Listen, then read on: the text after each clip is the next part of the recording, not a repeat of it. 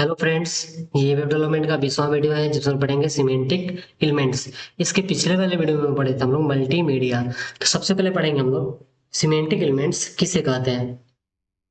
तो यहाँ देखो लिखा गया है, a semantic element clearly describe its meaning to both the browser and the developer. जो सिमेंटिक एलिमेंट्स होता है वो ब्राउजर और डेवलपर दोनों को अपना मीनिंग क्लियरली डिस्क्राइब करता है। ठीक है, कहने का मतलब है अगर कोई भी सिमेंटिक एलिमेंट होगा तो उसके अंदर किस प्रकार का कंटेंट रखा जाएगा। ठीक है, तो वो कंटेंट के बारे में ब्राउजर और डेवलपर दोनों को पता रहता है। ठीक है, जैसे एग्जांपल में देखो, examples of non semantic elements, जैसे यहाँ डिव है और यहाँ पे स्पैन है। तो इसके अंदर किस प्रकार का कंटेंट रहता है वो किसी को नहीं पता रहता है। नो ब्राउजर को पता रहता है, नो डेवलपर को पता रहता है। लेकिन अगर वहीं पे सिमेंटिक एलिमेंट्स रहता है, अगर वहीं पे सिमेंटिक एलिमेंट्स रहता है तो स्टैक के अंदर किस प्रकार का कंटेंट डाला जाएगा वो ब्राउजर और डेवलपर दोनों को पता रहता है। जैसे जो आपका टेबल टैग हो गया, ठीक है, टेबल टैग हो गया, इसमें किस प्रकार का कंटेंट डाला जाएगा ये ब्राउजर और डेवलपर दोनों को पता है। आर्टिकल टैग है, इसमें किस प्रकार का कंटेंट रहेगा ब्राउजर और डेवलपर दोनों को पता रहता है। तो सिंपल सा कहने का मतलब है सिमेंटिक एलिमेंट्स उसे कहते हैं जो अपने कंटेंट के बारे में ब्राउजर और डेवलपर दोनों को अच्छे से डिस्क्राइब करता है। कहने का मतलब यही है। अगला देखो, अगला यहाँ पे दिया गया है कि सिमेंटिक एलिमेंट्स हम लोग कहाँ पे यूज करते हैं। तो जब भी हम लोग वेब पेज बनाते हैं, जैसे कोई वेबसाइट बनाते हैं, तो उस वेबसाइट का लेआउट कैसे होगा उस लेआउट को डिफाइन करता है सिमेंटिक एलिमेंट्स। ठीक है, जिससे बहुत सिमेंटिक एलिमेंट्स बहुत सारे होते हैं, लेकिन यही सिमेंटिक एलिमेंट्स वेब पेज के अलग अलग पार्ट को डिफाइन करने के लिए यूज किया जाता है। जैसे मान लेते हैं कि यहाँ पे ये वेबसाइट है, मान लेते हैं तुम्हारा ही वेबसाइट है। इस वेबसाइट में सबसे ऊपर देखो हेडर, ठीक है, उसके नीचे लिंक है, उसके बाद सेक्शन है, उसके बाद आर्टिकल है, उसके बाद फुटर है, उसके बाद ए साइड है। देखो जो आर्टिकल और ए साइड है ये सभी वेबसाइट में नहीं होता है, किसी किसी वेबसाइट में होता है, किसी किसी वेबसाइट में नहीं होता है। लेकिन जो हेडर है, नेम है, सेक्शन और फुटर है, ये लगभग सभी वेबसाइट में होता है। इस एग्जाम्पल के लिए अगर हम यहाँ पे चलेंगे ब्राउजर में, तो यहाँ देखो, यहाँ पे एक वेबसाइट है बुद्धा पीजी कॉलेज। तो यहाँ पे जो दिया है यहाँ से लेकर के और ये जो व्हाइट वाला एरिया है यहाँ पर, ये पूरा तुम्हारा हेडर कहलाएगा। उसके बाद से जो ये स्लाइडर है जो यहाँ से मूव हो रहा है वहां से लेकर के और यहाँ तक, जो यहाँ लिखा ना अप्लाई ऑनलाइन नाउ, ये तुम्हारा इस वेबसाइट का मेन कंटेंट है। और उसके बाद से नीचे देखो, ये तुम्हारा ये पूरा यहाँ से यहाँ तक, यहाँ से लेकर के ये पूरा लास्ट तक ये कहलाता है वेबसाइट का फुटर। ठीक है, तो किसी वेबसाइट का हेडर सबसे ऊपर रहता है जो कि यहाँ पे है, यहाँ से लेकर के यहाँ तक ये पूरा तुम्हारा क्या कहलाएगा, इस वेबसाइट का हेडर कहलाएगा। ठीक है, उसके बाद से जो यहाँ से है ये ग्रीन वाला पार्ट है, यहाँ से लेकर के पूरे लास्ट तक यहाँ तक ये कहलाएगा सेक्शन, इस वेबसाइट का सेक्शन कहलाएगा। नहीं तो हम इसको मेन भी कह सकते हैं। ठीक है, उसके बाद से ये जो दिख रहा है यहाँ से लेकर के पूरा लास्ट तक ये कहा जाता है वेबसाइट का फुटर। तो अगर इस लेआउट को बनाना होगा तो हम लोग किसका यूज करते हैं, सिमेंटिक एलिमेंट्स का यूज करते हैं। तो हम लोग एक एक टैग के बारे में पढ़ेंगे, पहले हेडर पढ़ेंगे, फिर नेम, फिर main, article, section, details, figure caption और फुटर, इन्हीं सब के बारे में हम लोग पढ़ने वाले हैं। ठीक है, तो अगला हमारे पास क्या है, हेडर एलिमेंट है। इसके बारे में बताएं अभी। जो हेडर एलिमेंट के अंदर क्या क्या होता है देखो, सबसे पहले जिसके लिए वेबसाइट बना रहे हो उसका इंफॉर्मेशन रहेगा। ये तुम्हारा एड्रेस है, ये तुम्हारा कॉन्टेक्ट इंफॉर्मेशन है। यहाँ पे देखो, इस स्कूल का, इस कॉलेज का लोगो है, उसके बाद ये नाम है, उसके बाद ये लिंक है। तो बेसिकली जो हेडर होता है उस हेडर के अंदर ऑथरशिप इंफॉर्मेशन का मतलब कि उसके अंदर एड्रेस का मतलब एड्रेस रहेगा, उसके बाद कॉन्टेक्ट इन्फॉर्मेशन रहेगा, जैसे मेल आईडी हो गया, चाहे मोबाइल नंबर हो गया। उसके बाद यहाँ देखो लोगो हो सकता है, ठीक है, और यहाँ पे बहुत सारे लिंक भी हो सकते हैं। ये तुम्हारा होता है हेडर। यहाँ पे देखो लिखा भी गया है, header element represents a container for a set of navigational link. जो हेडर एलिमेंट होता है वो नेविगेशनल लिंक्स के लिए कंटेनर को रिप्रेजेंट करता है। हेडर एलिमेंट में क्या क्या आ सकता है, देखो यहाँ पे लोगो हो सकता है, या तो कोई आइकन हो सकता है, ऑथरशिप इंफॉर्मेशन होता है। लोगो यानी कि देखो इस वेबसाइट में ये तुम्हारा लोगो है, ठीक है। उसके बाद से ऑथरशिप इंफॉर्मेशन बोल रहा है, ऑथरशिप इंफॉर्मेशन। ठीक है, इसका मतलब हम यहाँ पे जाएंगे तो ये दिख रहा है ना, ईमेल आईडी है, फिर यहाँ पे एड्रेस है, ये तुम्हारा कहलाएगा ऑथरशिप इंफॉर्मेशन। ठीक है, तो जब भी हम लोग वेबसाइट का अगर हेडर डिफाइन करना होगा, ठीक है, तो उसको हम हेडर टैग के द्वारा ही डिफाइन करते हैं। समझ में आ गया? उसके बाद यहाँ पे देखो, नेव टैग नेविगेशन लिंक्स के समूह को डिफाइन करता है। एग्जाम्पल यहाँ देखो, हम कोड करके दिखाएंगे इस बार अपने VS कोड में। सबसे पहले फोल्डर बनाएंगे वीडियो 20, इसके अंदर फाइल का नाम रहेगा semantic.html।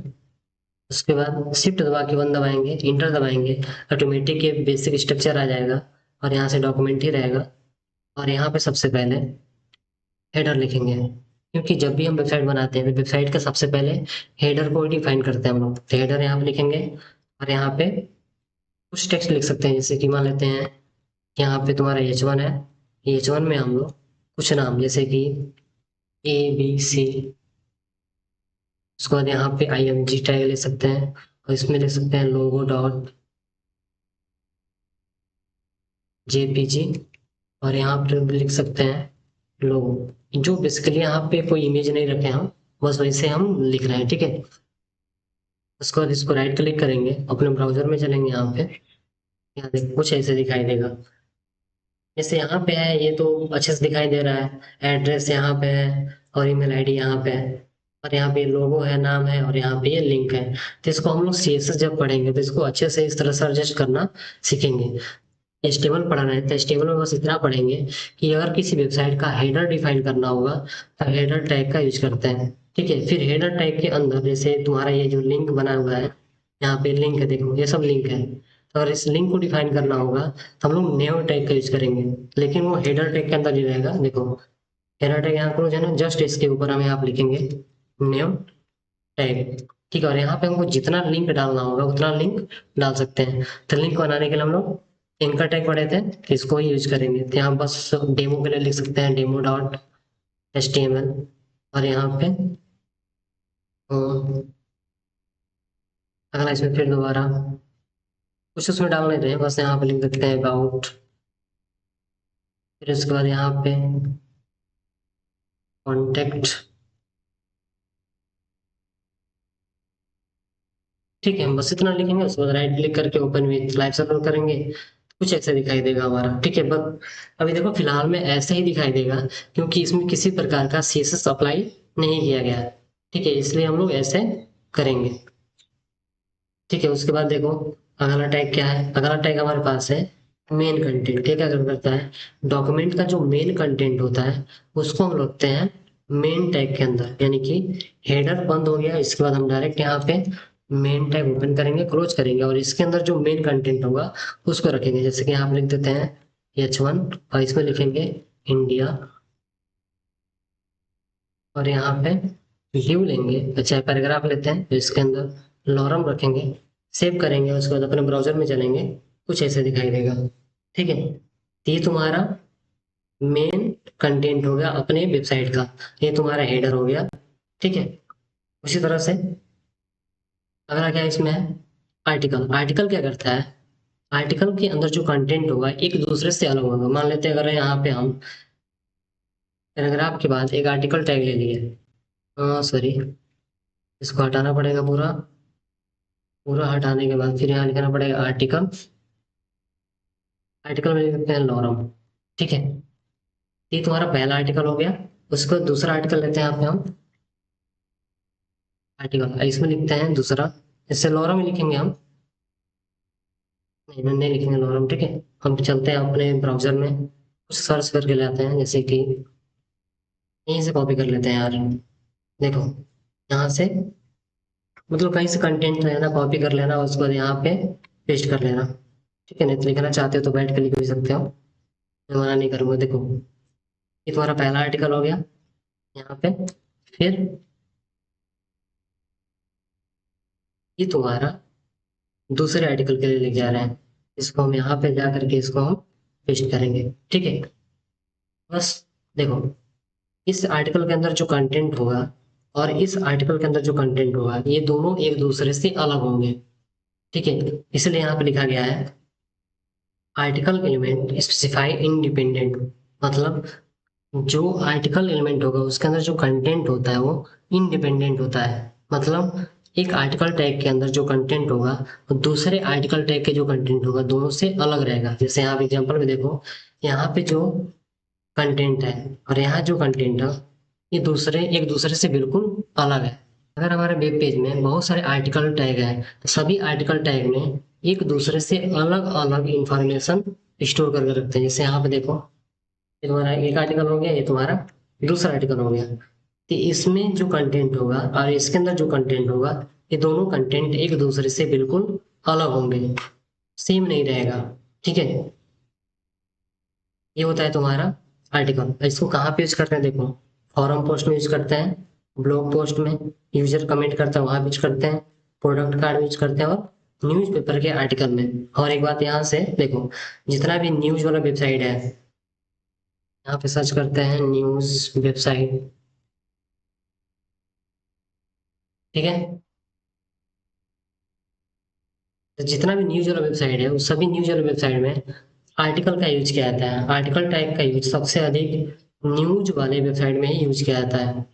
इस बात का ध्यान देना, बस कहने का मतलब यही है। जैसे कि अगर हम आज तक का देखें, देखो यहाँ पे ये वेबसाइट है न्यूज वाला, इसके अंदर जो कंटेंट होंगे वो एक दूसरे से अलग होगा। जो आर्टिकल होगा एक दूसरे से बिल्कुल अलग होता है, तो वहाँ पे हम लोग आर्टिकल टैग का यूज करते हैं।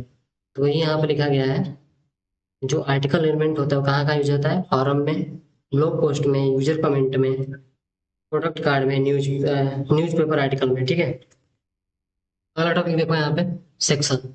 अगर हमको एक डॉक्यूमेंट में एक सेक्शन डिफाइन करना होगा तो सेक्शन एलिमेंट का यूज करते हैं। जैसे कि ये कहाँ कहाँ पे यूज कर सकते हैं इसको हम, चैप्टर्स में, किसी का इंट्रोडक्शन देने में, न्यूज आइटम्स में और यहाँ पे कॉन्टेक्ट इंफॉर्मेशन में। ठीक है, मतलब अगर हम अपने वेबसाइट में किसी का इंट्रोडक्शन देना होगा, जैसे कि ये H1 यहाँ लिखते हैं और यहाँ लिखेंगे चाइना। इस चाइना के बारे में अगर हमको कुछ इंट्रोडक्शन देना होगा तो उसको हम सेक्शन टैग ओपन करेंगे और क्लोज करेंगे। सॉरी, ठीक है, और यहाँ लिख देंगे कुछ कंटेंट। तो तुम्हारा ये हेडिंग हो गया और इससे रिलेटेड जो इन्फॉर्मेशन है, जो भी इंट्रोडक्शन है चाइना का, वो यहाँ पे दिया गया है और इस इंफॉर्मेशन को सेक्शन के अंदर लिखा गया है। तो यहाँ बोला जा रहा है, अगर अपने नोट में चलेंगे देखो यहाँ लिख रहा है चैप्टर्स। अगर मान लेते हैं चैप्टर्स हैं, उसके अंदर जो कंटेंट होगा उसको हम सेक्शन के अंदर डिफाइन करेंगे। अगर किसी का इंट्रोडक्शन हो गया, उसका जो इंट्रोडक्शन है उसको हम सेक्शन के अंदर डिफाइन करेंगे। जो तुम्हारा न्यूज है उसको भी हम लोग सेक्शन के अंदर ही डिफाइन करेंगे। जैसे तुम्हारा कॉन्टेक्ट इंफॉर्मेशन है, इसको भी सेक्शन के अंदर ही डिफाइन करेंगे। समझ में आ गया ना। देखो डिटेल्स क्या करता है, डिटेल्स मान लेते हैं कुछ ऐसा कंटेंट है जो चाहते हैं यूजर से छुपा कर रखें, लेकिन जब यूजर उसको चाहे देखना तो देख सकता है। तो उसके लिए हम क्या करेंगे देखो, हम यहाँ पे डिटेल्स टैग यूज करेंगे और क्लोज करेंगे और यहाँ पे हम कुछ लिख देते हैं ऐसे करके। सेव करेंगे, ब्राउजर में चलेंगे, अपना ब्राउजर यहाँ पे है। जैसे इसके ऊपर क्लिक करेंगे, ये जो डॉट दिख रहा है उससे क्या होगा, जो ये वाला कंटेंट है ये हमको दिखाई देगा। तो चलो देखते हैं। देखो स्क्रॉल डाउन करो, देखो दिख रहा है ये कंटेंट। जैसे इस पे क्लिक करोगे तो ये हाइड हो जाएगा। अगर इस तरह का कुछ कंटेंट बनाना होगा हमको तो हम लोग डिटेल्स टैग का यूज करते हैं। ठीक है, लेकिन यहाँ पे देखो, यहाँ पे अगर इसको हाइड कर देना है तो बस यहाँ पे डिटेल्स लिख के आ रहा है, इससे ये नहीं पता चल रहा है कि इसमें किस प्रकार का इंफॉर्मेशन है। तो अगर इसका हेडिंग हमको डिफाइन करना होगा, हेडिंग, तो उसके लिए हम यूज करते हैं समरी टैग का। जो डिटेल्स टैग के अंदर ही हम लोग लिखना पड़ता है समरी टैग। ठीक है, और यहाँ पे लिखेंगे हम डेमो ऑफ डिटेल्स। ठीक है, अब अपने ब्राउजर में चलेंगे, देखो जो तुम्हारा समरी के अंदर लिखा गया है, समरी टैग के अंदर जो कुछ भी लिखा गया है वो अभी यहाँ पे आ रहा है। ठीक है, हम जैसे इसके ऊपर हम क्लिक करेंगे वैसे इसके अंदर का कंटेंट हमको दिखना स्टार्ट हो जाएगा। जैसे यहाँ देखो, इस पे क्लिक करेंगे तो हाइड हो गया, इस पर क्लिक करेंगे तो ये शो हो जाएगा। लेकिन देखो इसको रिफ्रेश करेंगे तो बाय डिफॉल्ट इसका कंटेंट हाइड होके आ रहा है। हम चाहते हैं कि जब भी पेज रिफ्रेश हो तो इसका कंटेंट हमको दिखाई दे यहाँ पे। तो इसके लिए हम क्या करेंगे, अपने डिटेल्स टैग के अंदर एक एट्रीब्यूट आता है ओपन करने, ओपन वाला, ठीक है। इसको बस, हाँ सॉरी, ओपन, ठीक है। उसके बाद अपने ब्राउजर में चलेंगे तो देखो इसको रिफ्रेश करेंगे हम कितना भी बार, तब ये कंटेंट ऑटोमेटिक, अब ये कंटेंट ऑटोमेटिक क्या होगा, ऐसे होकर के आएगा, ठीक है ना। कोई डाउट इसमें? उम्मीद है आप लोग कोई डाउट नहीं होगा इसमें। अगला इसमें क्या है, फुटर। जब भी हम लोग वेबसाइट का फुटर डिफाइन करना होता है, जैसे यहाँ पे अगर हम अपने यहाँ पे जाएंगे और बुद्धा वाले पेज में जाएंगे तो सबसे जो नीचे वाला है देखो, ये तुम्हारा ये ब्लू वाला पूरा पार्ट, ये तुम्हारा फुटर है, ठीक है। अगर इसको हमको डिफाइन करना होगा तो हम फुटर टैग का यूज करेंगे। तो सिंपल यहाँ पे मेन के अंदर ही रहेगा, नहीं मेन के अंदर नहीं, मेन के बाद क्या करेंगे हम यहाँ पे फुटर ओपन करेंगे, क्लोज करेंगे और यहाँ पे अपना जो कुछ भी लिखना होगा इंफॉर्मेशन, उस इंफॉर्मेशन को लिख कर लेने के बाद हम यहाँ पे देख सकते हैं अपना पूरा डेटा, ठीक है। अब ये मत समझना कि फुटर लिखने की वजह से तुम क्या वो कर लोगे कि कुछ इस तरह से आ जाएगा। फुटर लिखते ऐसा नहीं आएगा। हम इस ऐसे जो डिजाइन दिया गया है इस डिजाइन को हम लोग सीएसएस के द्वारा बनाएंगे। बस तुम लोग टैग समझो कि टैग किस लिए यूज करते हैं हम लोग। जैसे फुटर है, किसी वेबसाइट को अगर फुटर डिफाइन करना होगा तो हम लोग फुटर टैग का यूज करते हैं। और किसी वेबसाइट का हमको हेडर डिफाइन करना होगा, हेडर, तो हम लोग हेडर टैग का यूज करते हैं। किसी वेबसाइट का अगर मेन कंटेंट को डिफाइन करना होगा तो उसको हम मेन के अंदर लिखते हैं, ठीक है। अगर आर्टिकल टैग है, आर्टिकल टैग के अंदर जो कंटेंट होगा वो यूनिक होता है। मतलब एक आर्टिकल टैग के अंदर जो कंटेंट होगा वो दूसरे आर्टिकल टैग के कंटेंट से बिल्कुल अलग होगा, वो सेम सेम नहीं हो सकता है। उसी तरह सेक्शन देखो, सेक्शन अगर किसी का इंट्रोडक्शन देना होगा, जैसे किसी चैप्टर के बारे में हमको बताना होगा, ठीक है, तो उसको हम सेक्शन के अंदर ही डिफाइन करते हैं। यहाँ देखो डिटेल्स टैग, ये क्या करेगा, हम चाहते हैं कि कुछ इन्फॉर्मेशन यूजर को दिखाई ना दे, लेकिन जब उसके ऊपर क्लिक करें तो इन्फॉर्मेशन ऑटोमेटिक दिखाई दे। तो उसके जगह पे हम क्या करते हैं, डिटेल्स टैग का यूज करते हैं। इसके अंदर जो भी कंटेंट डालोगे वो ऑटोमेटिक हाइड होकर आएगा। अगर इसको हम हटा देंगे ओपन यहाँ से, अगर ओपन यहाँ से हटा देंगे तो क्या होगा, ऑटोमेटिक ये कंटेंट हाइड होके आएगा।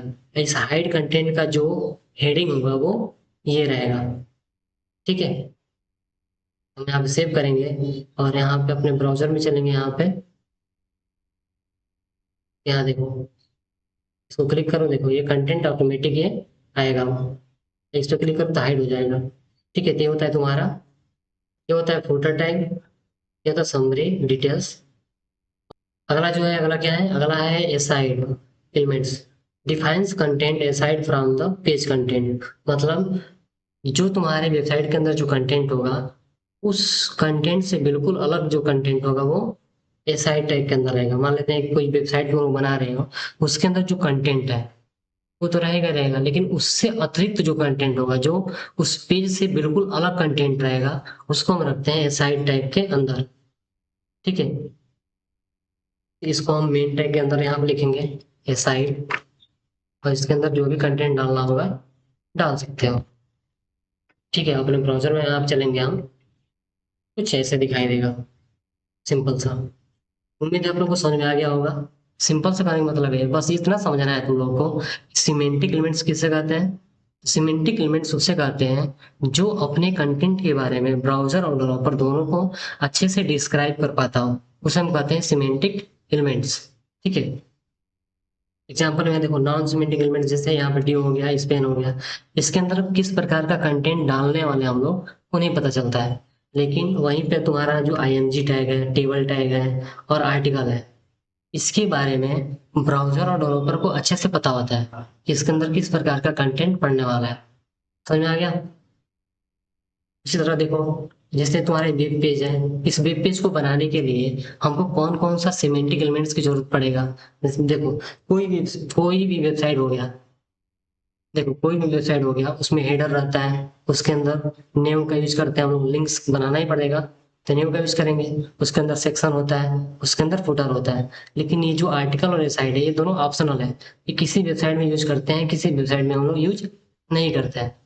इसी के बारे में समझाया गया है। जो हेडर होता है, किसी वेबसाइट का हेडर डिफाइन करना होगा तो हेडर टैग यूज करेंगे। अगर लिंक बनाना होगा तो हम न्यू टैग का यूज करेंगे। अगर वेबसाइट का जो मेन कंटेंट होगा उसको हम लोग मेन टैग के अंदर डालेंगे। जो आर्टिकल होगा, मतलब आर्टिकल के अंदर जो कंटेंट होगा वो बिल्कुल इंडिपेंडेंट रहेगा। ठीक है, मतलब इसके अंदर जो भी कंटेंट रहेगा वो बिल्कुल यूनिक रहेगा। जैसे मान लेते हैं हमारे वेबसाइट में 10 आर्टिकल है, 10 आर्टिकल का जो कंटेंट कंटेंट होगा वो एक दूसरे से बिल्कुल अलग होगा। कुछ देखो तुम्हारा सेक्शन, सेक्शन में क्या होता है, अगर तुमको किसी का इंट्रोडक्शन देना है या किसी चैप्टर के बारे में समझाना है तो उसको हम सेक्शन बना के डालते हैं। ठीक है, डिटेल्स टैग के बारे में बताया गया है, उसका समरी बताया गया है। फिगर कैप्शन और फिगर के बारे में नहीं बताया गया है। फुटर बताया तुम लोगों को, किसी वेबसाइट पर अगर फुटर डिफाइन करना होगा, फुटर, ठीक है, तो वो उसको हम फुटर टैग का यूज करते हैं। जैसे अगर यहाँ पे देखो कि फुटर टैग कहाँ कहाँ पे यूज होता है, तो ऑथरशिप इंफॉर्मेशन के लिए यूज किया जाता है, कॉपीराइट इंफॉर्मेशन बताने के लिए यूज किया जाता है, और कॉन्टेक्ट इंफॉर्मेशन, और कुछ ऐसे लिंक्स जिस पे क्लिक करने से हम टॉप में चले जाएंगे, मतलब टॉप मतलब ऊपर चले जाएंगे, या किसी दूसरे पेज पे जाना होगा। जैसे अगर हम यहाँ पे देखेंगे इस वाले वेबसाइट में, तो देखो यहाँ पे कॉपीराइट के लिए इंफॉर्मेशन दिया है। ठीक है, और यहाँ देखो यहाँ पे कुछ लिंक दिया है, जल्दी से इस पे क्लिक करेंगे तो हम पहुंच जाएंगे किसी और जगह। यहाँ देखो यहाँ पे कॉन्टेक्ट इन्फॉर्मेशन दिया है। ठीक है, तो वही बोला जा रहा है कि जो फूटर टैग होता है, फूटर टैग के अंदर कॉपीराइट इन्फॉर्मेशन, कुछ लिंक दिए रहते हैं, और यहाँ पे कॉन्टेक्ट इन्फॉर्मेशन दिया रहता है। सिंपल सा बात नहीं, बस इतना ही है। तो बस तुम लोग को फूटर के बारे में समझना है कि फूटर कौन सा, सॉरी, बस तुम लोग को ये समझना है सिमेंटिक एलिमेंट्स के बारे में कि कौन सा एलिमेंट्स कहाँ पे यूज किया जाएगा। अगर कोई बोल दिया फुटर कहाँ पे यूज करना है, तुमको याद होना चाहिए कि फुटर कहाँ पे यूज होता है, सेक्शन कहाँ पे यूज होता है, तुमको पता होना चाहिए। हम लोग हेडर कहाँ यूज करेंगे तुमको पता होना चाहिए, नेम टैग कहाँ पे यूज होगा तुमको पता होना चाहिए, मेन टैग कहाँ पे यूज करेंगे वो पता होना चाहिए। ठीक है, यहाँ देखो यहाँ पे दो चीज छूट गया, फिगर कैप्शन और फिगर। ठीक है, तो हम यहाँ पे आते हैं अपने कोडिंग में, और यहाँ पे हम मेन टैग के अंदर लिखता है फिगर। आने का मतलब ये है कि अगर हम कोई आईएमजी टैग का यूज करके, जैसे आईएमजी टैग लिख दिए, यहाँ पे लिख देंगे हम, बस एग्जाम्पल के लिए लिख रहे हैं कि हेलो डॉट जेपीजी, और यहाँ पे हम लिख देते हैं डेमो। ठीक है, तो जो भी तुम्हारा इमेज है, इस इमेज को हम लोग फिगर टैग के अंदर डालेंगे। ठीक है, अगर इस फिगर का कुछ नाम देना होगा तो हम क्या करेंगे, फिगर टैग के अंदर एक आता है फिगर कैप्शन, उसको लिखेंगे। इसके अंदर हम लोग इस फिगर के बारे में कुछ इंफॉर्मेशन लिखना हो तो लिख सकते हो, और नहीं तो अगर इसका नाम लिखना होगा तो हम लोग फिगर कैप्शन के अंदर लिखते हैं। जैसे यहाँ पे लिख सकते हैं हम लोग, this is a example of figure and figure caption. ठीक है, फिगर कैप्शन, समझ आ गया ना। देखो कहने का मतलब ये है कि अगर तुम अपने वेबसाइट में कोई इमेज यूज कर रहे हो तो उस इमेज को हम लोग फिगर टैग के अंदर लिखते हैं, सिंपल सा। और अगर हमको इस फिगर का नाम देना होगा तो हम लोग फिगर कैप्शन, मतलब जो फिगर कैप्शन है उसके अंदर इस इमेज का नाम देंगे। देखो ये जो फिगर कैप्शन है जरूरी नहीं कि ऊपर ही है, इसको हम नीचे भी रख सकते हैं यहाँ पे, या तो इसको नीचे रखो, नहीं तो इसको ऊपर रखो। ठीक है, उम्मीद है आप लोग को समझ में आ गया होगा। अगर कोई भी टॉपिक इसमें से समझ में नहीं आया है, चाहे कोई भी ऐसा टैग है जिसके बारे में आप लोग को नहीं समझ में आया है, तो प्लीज कमेंट करें आप लोग, उसके बारे में हम लोग अलग से वीडियो बना करके हम यूट्यूब पे अपलोड कर देंगे। ठीक है, thank you for watching my video.